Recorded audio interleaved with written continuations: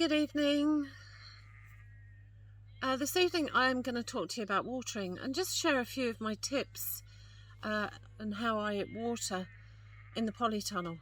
At the moment we don't have our irrigation system set up, so I've got a few little things that I do just to make life a bit easier, keep the plants a bit happier, and I'm just going to share them with you right now. At the moment everything is doing quite well in here. I still actually have the heated bench turned on. It really just kicks in at night when the temperatures drop.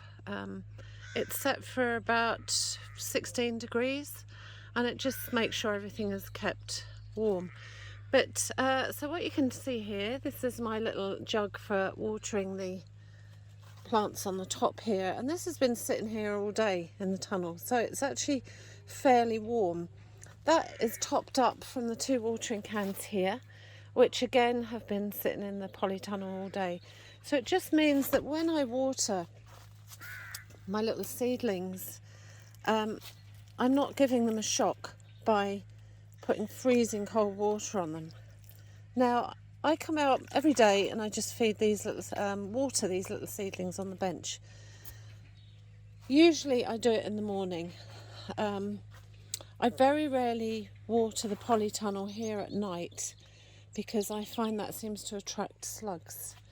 And one way that I know that things need watering, I don't automatically come and water everything, but I lift the plants up, and I've a sense now of how these little trays feel when they're empty, and also how they feel when they've had a really good water. Here we've got some peas actually. This is a monk's turban squash that I bought from the supermarket last year, and I saved the seeds, so it'll be interesting to see what happens there. These little trays I find dry up very, very quickly. So I might water these every day, but these larger ones don't dry out so quickly. On the whole, most of the seedlings that I have, for pretty much all the seedlings I have here, don't mind being watered from the top. They really don't actually. Now, some seedlings can be a little bit fussy. In particular, basil would be one that's very well known for fussiness. But on the whole, everything else is okay. So I have had a good old lift, and I found that some are a lot lighter than others. Now, at the moment I am shutting the polytunnel door every night and opening it in the morning. So I come back in the morning and check everything. Some of these plants, incidentally, while I'm here, are ready to be potted on. So these are my peppers, and they're getting quite big in these modules. So I'm going to move them on to some larger pots, and I think I'm actually running out of room in the polytunnel here. So I might keep the peppers just growing in pots and containers this year rather than in the soil. Cucumbers are doing very well. Again, that's feeling a little bit light. So I shall just, and you can see I'm watering the roots here.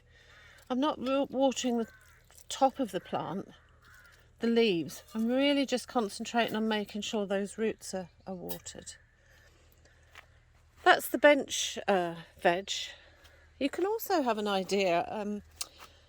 I missed a couple of days here last week, and I came in and everything just looked a little bit wilted. So I gave it a really good soak. And in that case, if things are looking very wilted, you can just get a tray like this and half fill it with water and stand the pots in here. And again, that's a good way of letting the plants absorb water from the bottom up, and they'll really reap the benefits. Here I've got some beans. I'll do another little video soon on some of the things that I'm growing and actually how I'm figuring out where they go and what the steps are next. Everything here, when I'm watering, as I say, I water in the morning. So I'm watering all of the roots, given that I gave everything a really good soak yesterday. And I spent ages just standing, holding the hose around the roots of these plants.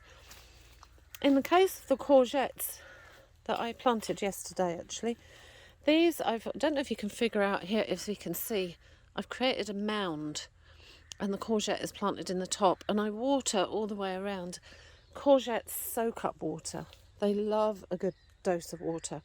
So that way, that ensures that they will, it'll ensure that their roots are nice and soaked. The sweet corn, again, gave it a really good soak yesterday. So at this time of year, at the moment, I'm not watering every day in here. Again, the tomatoes gave the roots a really good soak. And you can actually see the top of the soil is just slightly darker, just indicating that that water wasn't overly absorbed throughout the night. So research has suggested that, particularly in the case of tomatoes, but other plants as well, we're better off giving them a really good soak every 3 or 4 days than we are just tickling their roots every day. So I'm trying this technique and seeing how it works. As the days warm up and get longer, then I might look at mulching the soil here, and that's another way of keeping moisture in the soil rather than it evaporating. So I might look at soaking the soil here, and then I might put some straw around the top just to try and keep moisture in the soil for much longer. That's another technique I might try this year. I'm hoping soon to get our seepage hose up and running. So we have some big tanks set up at the back of the house collecting rainwater, and we did it a few years ago and it was okay, but we're trying to get water up a hill, which was actually quite a failure in the end. It just wasn't, it didn't work as well as we'd hoped. So we've bought a pump this year, and at some stage when we get some time, we're going to look at pumping the water and then having it through the seepage hose if that works. But I'll cover that on another video. But that way, if we can get some irrigation going on in the polytunnel, then it really saves us a lot of time in the end and a lot of stress. We haven't got to be worrying about watering right throughout the summer. So that's my tips today on the watering. If you have any further tips, I'd love to hear them. Just leave a message or a comment below. And thanks very much for watching. Bye now.